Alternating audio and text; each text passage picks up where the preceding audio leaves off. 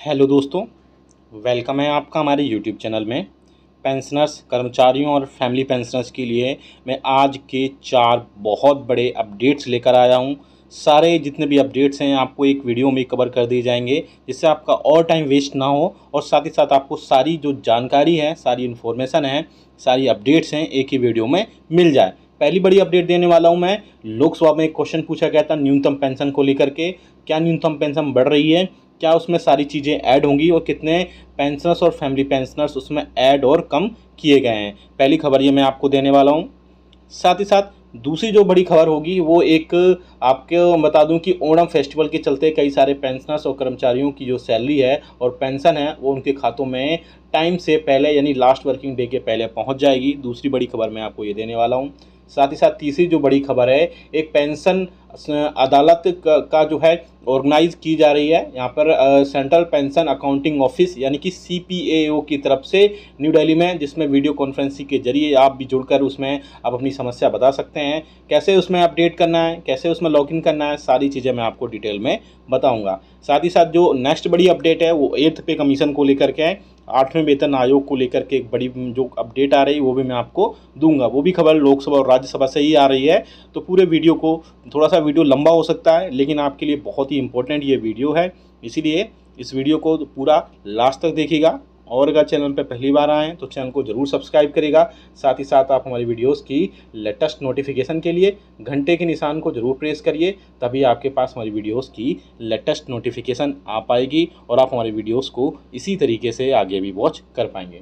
जैसा कि आप सभी को पता है कि 7वें वेतन आयोग के रिकमेंडेशंस के हिसाब से सभी पेंशनर्स की बेसिक पेंशन 9,000 रुपये, साथ ही साथ उनको DR के रूप में अदर अलाउंसेस प्रोवाइड कराए जाते हैं।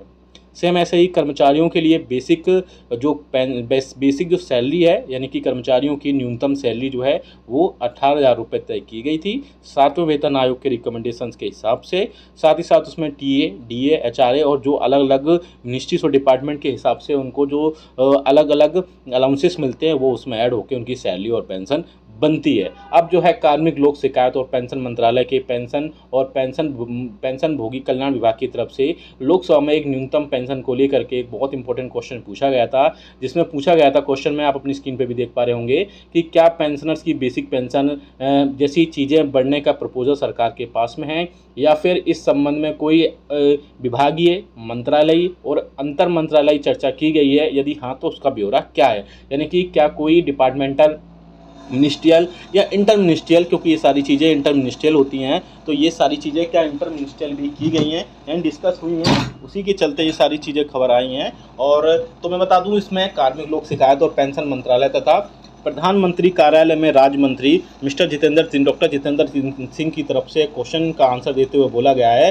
कि इसमें अलग अलग पेंशनर्स इसमें शामिल होते हैं पेंशन में, जिसमें लेखा कार्यालय में जैसे सिविल पेंशन भोगी होता है, रक्षा लेखा महानियंत्रक के कार्यालय के रक्षा पेंशन भोगी होते हैं, दूरसंचार विभाग के पेंशन भोगी होते हैं, रेलवे पेंशन भोगी होते हैं, साथ ही साथ डाक विभाग और डाक पेंशन भोगियों के लिए इसमें पेंशनर से तय किए जाते हैं। इसमें अलग अलग संख्या है, जिसमें टोटल पेंशनर्स और फैमिली पेंशनर्स की अगर बात की जाए तो 60 लाख से प्लस इनकी संख्या होती है, जिसके चलते इसमें टोटल ऐड होते हैं यानी पेंशनर टोटल 60 लाख होते हैं। अब बात करें बड़े इशू की, यानी कि जो पेंशनर्स की पेंशन में बढ़ोतरी की बात की जा रही है, तो कार्मिक लोक शिकायत मंत्रालय की तरफ से ये क्लियरली बिल्कुल स्पष्ट किया गया है कि अभी फ़िलहाल में जो है सरकार कर्मचारियों और पेंशनर्स की बेसिक पेंशन और फैमिली पेंशन की जो राशि है वो 9,000 रुपये है, और कोई भी न्यूनतम पेंशन या फैमिली पेंशन की राशि को बढ़ाने का कोई भी प्रस्ताव सरकार के पास नहीं आया है, ना ही ऐसी कोई चर्चा अभी फ़िलहाल की जा रही है। पेंशन भोगी और कुटुंब पेंशन भोगी जो है यानी कि फैमिली पेंशन है, जो समय समय पर जो DR है यानी मूल्यों में बदलाव के आधार पर जो DR है उसी के राहत के हकदार होंगे, और उनको अन्य चीज़ें जो हैं यानी कि बेसिक पेंशन और फैमिली पेंशन 9,000 रुपये उनको मिलेगी। तो आप हमें कमेंट करके बताएगा क्या आपको लगता है कि वाकई में 9,000 रुपये जो प्रतिमास पेंशनर्स और फैमिली पेंशनर्स को बेसिक पेंशन और बेसिक फैमिली पेंशन प्रोवाइड कराई जाती वो उनके लिए सफिशिएंट है। कमेंट बॉक्स में जरूर बताएगा और आपके हिसाब से बताएगा कितनी बेसिक पेंशन और कितनी बेसिक फैमिली पेंशन आप आपके खातों में पहुंचनी चाहिए, कितनी बढ़नी चाहिए। दूसरी बड़ी खबर आपको मैं दे देता हूं कि एक जो बड़ी पेंशन अदालत है, यानी सेंट्रल पेंशन अकाउंटिंग ऑफिस की तरफ से, मिनिस्ट्री ऑफ फाइनेंस के डिपार्टमेंट ऑफ एक्सपेंडिचर की तरफ से, भीकाजी कामा प्लेस न्यू दिल्ली में एक वीडियो कॉन्फ्रेंसिंग के जरिए एक इम्पोर्टेंट जो है, इसमें बहुत सारी चीज़ें ऐड होंगी, मैं बता दूं थोड़ा सा। देयर सेंट्रल गवर्नमेंट की तरफ से इसमें वेबसाइट भी दी गई है। आप अगर यस लिखेंगे तो आपको पेंशन अदालत 2023 का जो वीडियो कॉन्फ्रेंसिंग के जरिए आप उसमें ऐड हो सकते हैं, वो सारी चीज़ें उसमें ऐड हो जाएंगी। सभी केंद्रीय सिविल पेंशनरों को सूचित किया जाता है कि केंद्रीय पेंशन लेखा कार्यालय एक पेंशन अदालत का आयोजन करने जा रहा है। मैं आपको जो नोटिफिकेशन है वो पढ़ के सुना रहा हूँ, जो कि दिनांक 20 सितंबर 2023 को केंद्रीय पेंशन लेखा कार्यालय द्वारा वीडियो कॉन्फ्रेंसिंग के माध्यम से आयोजित होगा। अतः सभी केंद्रीय कर्मचारियों, रेलवे, रक्षा, पोस्ट, टेलीग्राफ को छोड़कर से अनुरोध किया जाता है कि अपनी शिकायत जो है CPAO वेबसाइट जो है cpao.nic.in पर जाकर दर्ज करा सकते हैं। और भी कई सारी चीज़ें हैं इसमें वो शामिल हो सकते हैं। एक फॉर्मेट भी दिया गया है, जिस फॉर्मेट को आप फिल करके आप इसमें सारी चीज़ें ऐड कर सकते हैं। उस फॉर्मेट में आपके पेंशनर्स या फैमिली पेंशनर्स का नाम लिख सकते हैं, पेंशनर्स का PPO संख्या लिख सकते हैं, बैंक का नाम, खाता संख्या लिख सकते हैं, घर का पूरा एड्रेस लिख सकते हैं, मोबाइल नंबर लिख सकते हैं, बैंक शिकायत का जो भी आपको बैंक से रिलेटेड है, CPAO से रिलेटेड है, PAO से रिलेटेड है, एक ग्रीवियंस से आपका डिस्क्रिप्शन है, यानी शिकायत का विवरण है, ये सारी चीज़ें लिख करके अपने साइन करके उस पेंशन अदालत में शामिल हो सकते हैं। और जो भी आपका प्रॉब्लम है उसमें आप अपनी प्रॉब्लम रख सकते हैं। चलिए नेक्स्ट खबर की तरफ लेके चलते हैं। बेसिकली आप सभी को पता है कि अब केरला राज्य में जो है ओणम का त्यौहार बड़े धूमधाम से मनाया जाता है, तो जिसके चलते वहाँ पर सैलरी और पेंशन जल्दी हर साल खातों में पहुँच जाती है। तो ministry of confederation of central government employees and workers ने ये जो है मिनिस्ट्री ऑफ फाइनेंस और डिपार्टमेंट एक्सपेंडिचर को एक लेटर लिखा है कि ओणम फेस्टिवल के चलते कर्मचारियों और पेंशनर्स को सिर्फ केरला राज्य में जो है उनकी सैलरी और पेंशन जो है 29 अगस्त 2023 से पहले ओणम फेस्टिवल के चलते उनके खातों में पहुँचाई जाए, जिससे उनको उस त्यौहार को मनाने में जो है बहुत ज़्यादा राहत मिल सके। हालांकि इससे पहले भी हर साल जो है ओणम फेस्टिवल के चलते, ओणम फेस्टिवल के लिए जो है केरला राज्य के कर्मचारियों, पेंशनर्स और पेंशन भोगियों को हर साल ओणम फेस्टिवल से पहले उनके खातों में जो है सैलरी और पेंशन पहुंचाई जाती है। अब नेक्स्ट खबर हम लेके चलते हैं। नेक्स्ट खबर जो आ रही है वो है आपके 8वें वेतन आयोग की तरफ से।